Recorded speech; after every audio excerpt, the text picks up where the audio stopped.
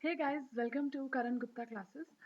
सो आप लोगों ने रिक्वेस्ट की थी कि चैप्टर 4 आपका इकोनॉमिक्स में चैप्टर 4 है, meaning and types of market, right?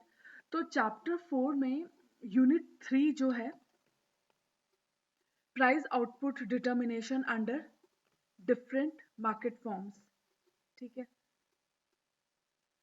Price output determination under different market form, उस यूनिट में पेज नंबर 4.177, ठीक है। पेज नंबर आपकी बुक का 4.177 में एक क्वेश्चन है टेस्टी बर्गर का, ठीक। तो उस टेस्टी बर्गर वाले क्वेश्चन में आपसे कुछ उन्होंने सवाल पूछ रखे हैं, कुछ पार्ट्स पूछ रखे हैं, आपको उनके आंसर्स देने हैं, राइट? सो स्टार्ट करते हैं। उस क्वेश्चन में आपको इतनी इन्फॉर्मेशन दे रखी है जो मैंने आपके सामने डिस्प्ले कर रखी है, राइट? ऊपर 2 लाइनें दे रखी है जिसमें लिखा हुआ है कि टेस्टी बर्गर एक छोटी सी दुकान है जो कि बर्गर बेचती है, right? And is a price taker मतलब जो प्राइस मार्केट में चल रहा है वही प्राइस ये टेस्टी बर्गर अपने बर्गर का रखती है, ठीक है। अब इसकी कुछ चीजें दे रखी है, क्वांटिटी दे रखी है, टोटल कॉस्ट दे रखी है, राइट? क्वांटिटी मेंशन्ड है 0, 10, 20, 30, 40, 50, 60, और टोटल कॉस्ट दे रखी है 100, 210, 300, 400, 540, 790 एंड 1060। और जो ये वाले कॉलम्स हैं ये आपको खुद फिल अप करने हैं, ठीक है। तो देखते हैं इन कॉलम्स को आप कैसे फिल अप करेंगे। सबसे पहले तो देखो, फिक्स कॉस्ट क्या होगी, आप खुद सोचो। 0 यूनिट्स प्रोड्यूस, देखो एक चीज हमने पढ़ी थी, अगर आपको याद होगा, 2 टाइप की कॉस्ट होती है, वेरिएबल कॉस्ट और फिक्स कॉस्ट, ठीक है।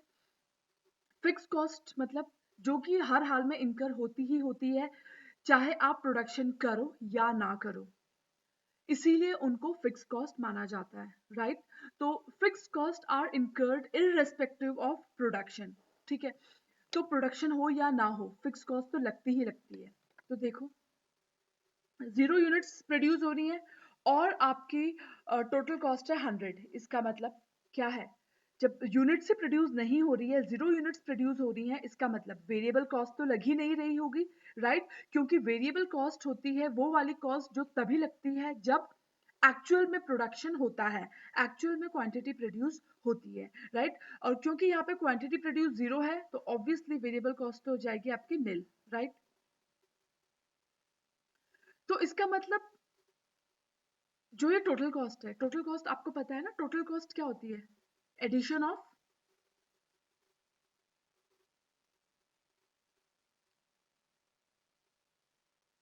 Variable cost plus fix cost, ठीक है। टोटल कॉस्ट क्या होती है? वेरिएबल कॉस्ट और फिक्स कॉस्ट को जब हम ऐड कर देते हैं तो वो बन जाती है हमारी टोटल कॉस्ट, ठीक। अब यहाँ पे वेरिएबल कॉस्ट 0 है, टोटल कॉस्ट दे रखी है 100, तो ये टोटल कॉस्ट मतलब वेरिएबल कॉस्ट है 0, और तो इसका मतलब जो ये 100, देखो ना, सिंपल सी बात है, अगर मैं ऐसे रखूं, total cost is equal two variable cost plus fix cost. Variable cost है 0, टोटल कॉस्ट आपको दे रखी है 100, इसका मतलब फिक्स कॉस्ट क्या है आपका, निकाल लो। Fix cost is equal to, ठीक है, 100, 100, राइट? तो आपकी फिक्स कॉस्ट कितनी हो जाएगी? 100 रुपये।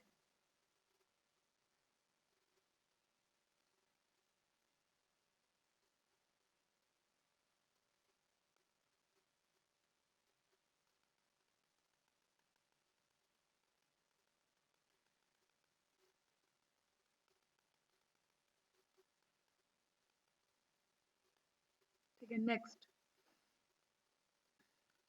अब हमारी, अब एक चीज, एक और रूल, तो इस पे हम कुछ इंपॉर्टेंट चीजें, जो हमें इंपॉर्टेंट चीजें दिख रही हैं वो हम लिखते जाएंगे ब्लू पेन से। नोट पहली चीज हमने क्या नोटिस करी कि fixed variable cost are incurred only when some quantity is produced, जबकि फिक्स कॉस्ट लगती ही लगती है, आप प्रोडक्शन करो या ना करो। खुद ही सोचो, आपने एक रूम रेंट, एक कमरा रेंट पे ले रखा है, आपको वहां पे मैन्युफैक्चरिंग करनी है, ठीक है। अब आपने पहले महीने कोई मैन्युफैक्चरिंग नहीं करी, इसका मतलब लेबर का खर्चा नहीं लगा, रॉ मटेरियल का खर्चा नहीं लगा, ठीक है। बट कमरे का रेंट तो आपको देना ही पड़ेगा ना, चाहे आप प्रोडक्शन करो या ना करो, मकान मालिक तो अपना रेंट लेगा ही लेगा। तो रेंट क्या है? आपका फिक्स कॉस्ट, ठीक है, जो कि जाता ही जाता है हर हाल में। जबकि कौन सी चीजें अवॉइड हुई? आपने प्रोडक्शन नहीं करा तो कौन सी खर्चे नहीं हुए? लेबर का खर्चा नहीं हुआ, रॉ मटेरियल का खर्चा नहीं हुआ, तो वो किस कैटेगरी में आ जाएंगे? वेरिएबल कॉस्ट की कैटेगरी में। Okay, fix cost are incurred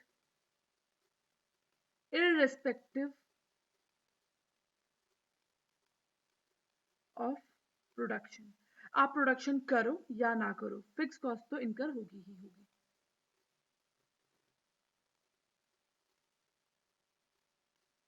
और एक और चीज, जो आपकी टोटल फिक्स कॉस्ट होती है ना, वो क्या रहती है? Up to a certain level वो सेम रहती है, ठीक है। तो जो आपकी टोटल फिक्स कॉस्ट है remains same up to a certain level of output. अब खुद सोचो, मैंने एक कमरा रेंट पे ले रखा है जिसका किराया जाता है 4,000 रुपए। अब मैं 1 यूनिट प्रोड्यूस करूं तो भी कमरे का रेंट गया 4,000। अब मैं 10 यूनिट प्रोड्यूस करूं तो भी कमरे का रेंट गया 4,000 रुपए।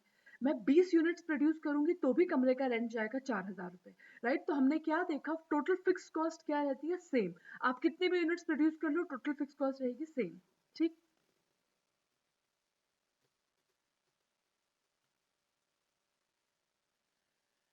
तो चाहे आप 0 यूनिट्स प्रोड्यूस करो तो फिक्स कॉस्ट रही 100। ओके, 10 यूनिट्स प्रोड्यूस करोगे तो भी फिक्स कॉस्ट कितनी रहेगी? सेम। 20 यूनिट्स करोगे तो भी सेम। 30 में भी सेम। 40 में भी सेम। 50 में भी सेम। 60 में भी सेम, ठीक है। तो इसका मतलब आप वेरिएबल कॉस्ट निकाल सकते हैं सिंपल। टोटल कॉस्ट में से आपको फिक्स कॉस्ट का पोर्शन पता ही चल गया है, तो बाकी रिमेनिंग पोर्शन किसका होगा? वेरिएबल कॉस्ट का होगा, ठीक। तो टोटल कॉस्ट है 210, जिसमें से कि फिक्स कॉस्ट कितनी है? 100। तो वेरिएबल कॉस्ट आपकी कितनी होगी? 210 माइनस 100 कितना हो जाएगा? 110, ठीक। नेक्स्ट, टोटल कॉस्ट है 300, जिसमें से कि फिक्स कॉस्ट कितनी है? 100 रुपए। तो वेरिएबल कॉस्ट कितनी हो जाएगी? 300 minus 100, that comes to 200। Again, total cost है 400, जिसमें से कि फिक्स कॉस्ट है 100, तो वेरिएबल कॉस्ट कितनी हो जाएगी? 300, ठीक है। इस तरीके से बाकी भी आ जाएंगे। 440, 690 एंड 960, ठीक। इसके बाद आपका है, आपके एक और कॉलम आपको कैलकुलेट करना है, average variable cost. Average variable cost क्या होती है? एवरेज कैसे निकालते हैं? Total divided by number of units. तो यहाँ पे एवरेज वेरिएबल कॉस्ट नील है, तो सॉरी, टोटल वेरिएबल कॉस्ट नील है तो एवरेज भी नील आएगी। फिर अगली निकालनी है आपको एवरेज वेरिएबल कॉस्ट। तो एवरेज वेरिएबल कॉस्ट कैसे कैलकुलेट करता है? टोटल वेरिएबल कॉस्ट कितनी है? 110 divide by number of units. Number of units कितनी है? 10, तो 110 डिवाइड बाय 10 कितना आ गया आपका? 11। फिर अगली वेरिएबल कॉस्ट कितने कैसे निकालेंगे? अगली एवरेज वेरिएबल कॉस्ट कैसे निकालेंगे? Total variable cost 200 divided by number of units. कितनी नंबर ऑफ यूनिट्स है? 20, तो 200 divide by 20, okay, that comes to 10। तीसरी एवरेज वेरिएबल कॉस्ट निकालेंगे तो again same thing, total variable cost 300 divided by number of unit, right, तो 300 divide by 30, that comes to 10, right? So we will repeat the same process with all the figures. 13.8, 690 divide by 50, 13.8, फिर 960 divide by 60, that comes to 16. Okay, next is average variable cost. वैसे निकालेंगे total average fix cost निकालनी है. तो average fix cost कैसे निकालेंगे? Total fix cost divided by number of units. तो 100 divide bye 0, it will remain 0. फिर अगले के लिए next average fix cost 100 divide bye 10, तो इट विल कम टू 10. अगली फिक्स कॉस्ट, अगली एवरेज फिक्स कॉस्ट कैसे निकलेगी? वही टोटल फिक्स कॉस्ट कितनी है? 100 divided by number of units. Units कितनी है? 20. तो 100 divide by 20, that comes to. अब हमें नेक्स्ट एवरेज फिक्स कॉस्ट निकालनी है. तो कैसे निकलेगी? टोटल फिक्स कॉस्ट जो कि है 100 divide bye number of units. Number of units कितनी है? 30. ओके, तो वो आ जाएगा हमारा 3.3. नेक्स्ट के लिए आ जाएगा 2.5. नेक्स्ट के लिए आ जाएगा 2. और नेक्स्ट आ जाएगा आपका 1.6. ठीक है, 100 लास्ट में हमने किया 100 divide by 60. Okay, that comes to 1.6. ठीक, अब हमें निकालना है मार्जिनल कॉस्ट. मार्जिनल कॉस्ट का मतलब क्या होता है? मार्जिनल का मतलब होता है टोटल कॉस्ट में कितने का इंक्रीमेंट आया. टोटल कॉस्ट में कितने का इंक्रीमेंट आया by producing one extra unit. मतलब एक एक्स्ट्रा यूनिट प्रोड्यूस करने से कितने टोटल कॉस्ट में कितना एड ऑन हुआ है, राइट? टोटल कॉस्ट में कितना इंक्रीमेंट हुआ है by production of one unit. तो देखते हैं कैसे कैलकुलेट होगा. तो देखो, टोटल कॉस्ट पहले थी 100 और फिर हो गई 210. ठीक, पहले थी 100 फिर हो गई 210. तो कैसे निकलेगा?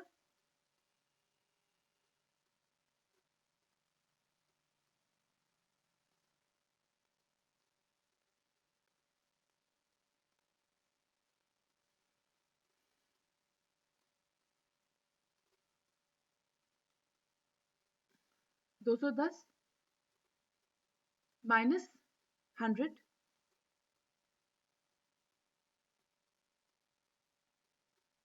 ठीक है, 210 माइनस 100 डिवाइडेड बाय 10 माइनस 0.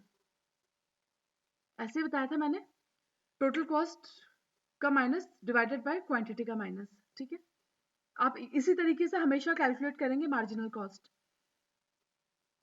तो ये आपका आ जाएगा 11.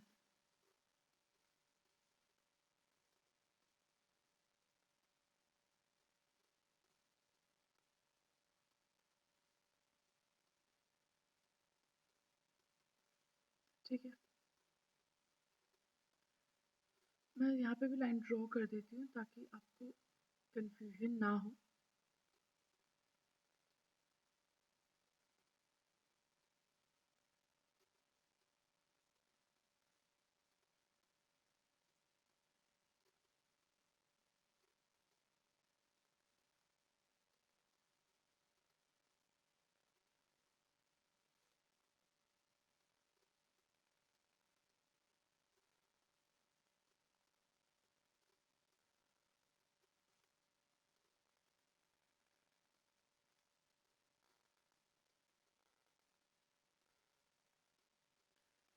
ठीक है, तो देखिए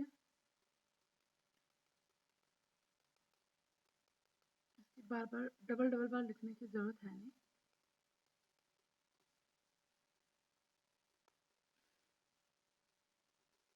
ठीक है,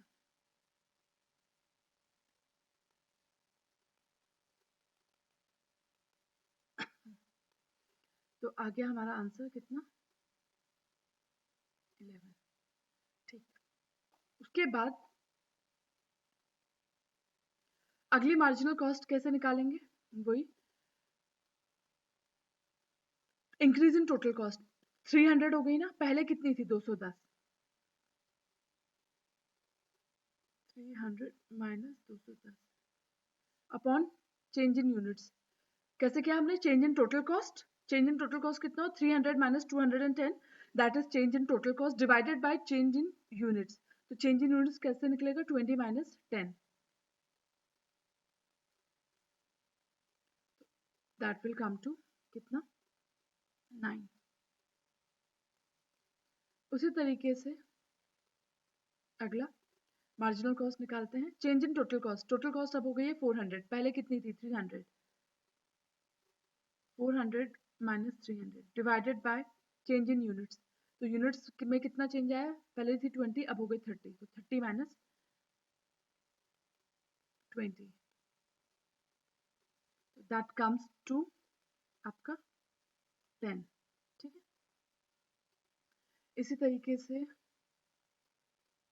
आप सेम थिंग पूरे क्वेश्चन के साथ रिपीट करें।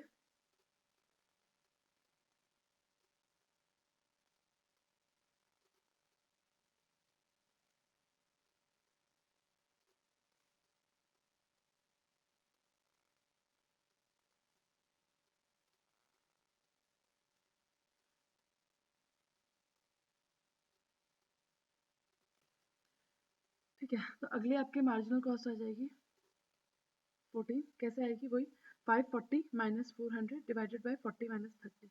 ठीक है, नेक्स्ट आ जाएगी आपकी 25, नेक्स्ट आ जाएगी आपकी 27।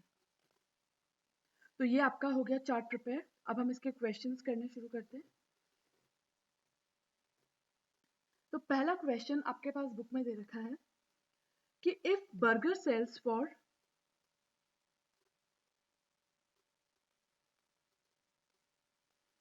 ₹14 ईच, मतलब अगर उन्होंने बोला है कि अगर सेलिंग प्राइस, बर्गर का सेलिंग प्राइस कितना हो, हर एक बर्गर बेचा जाए 14 रुपीज का, तो आपको बताना है profit maximising level of output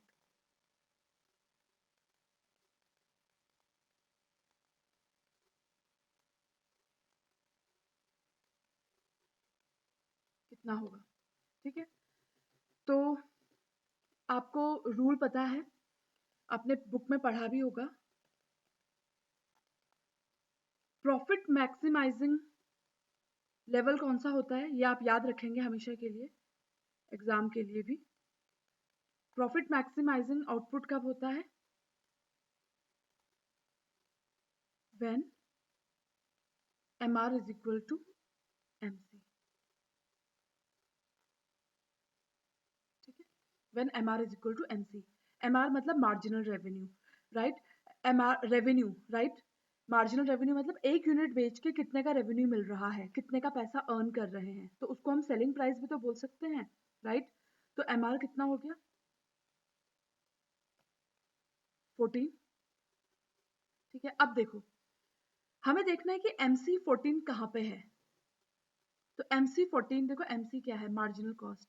MC MC भी कहाँ 14 है ना,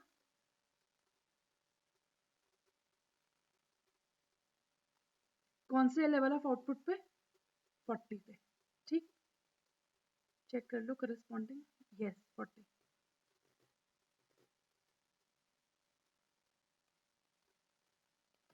ठीक है, एट क्वांटिटी 40। ठीक है, तो हम बोल सकते हैं we can say that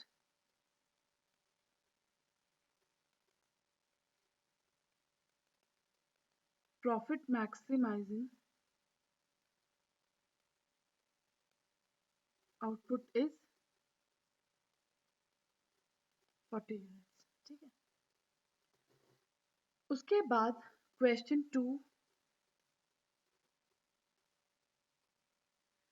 part 2 पूछ रखा है इसमें, what is the total variable cost when 60 burgers are produced.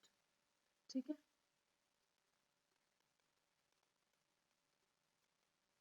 तो टोटल वेरिएबल कॉस्ट एट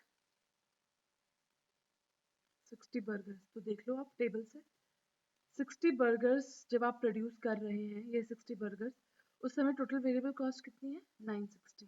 ठीक है, ये वाली 960। ओके, तो कितना हो गया 960।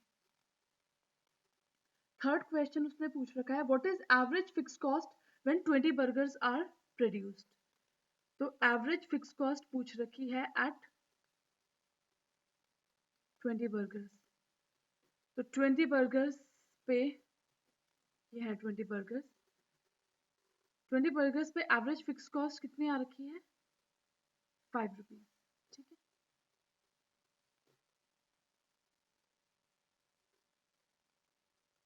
5 रुपीज।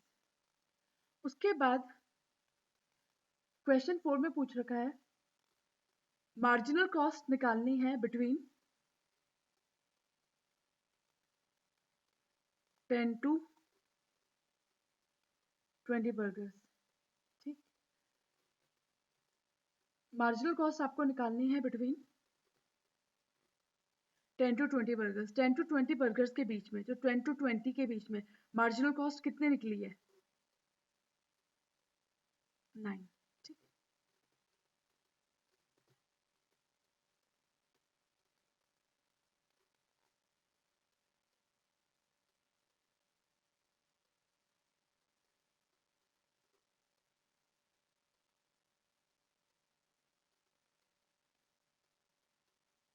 ठीक है। तो ये पार्ट्स पूछे थे उन्होंने आपसे।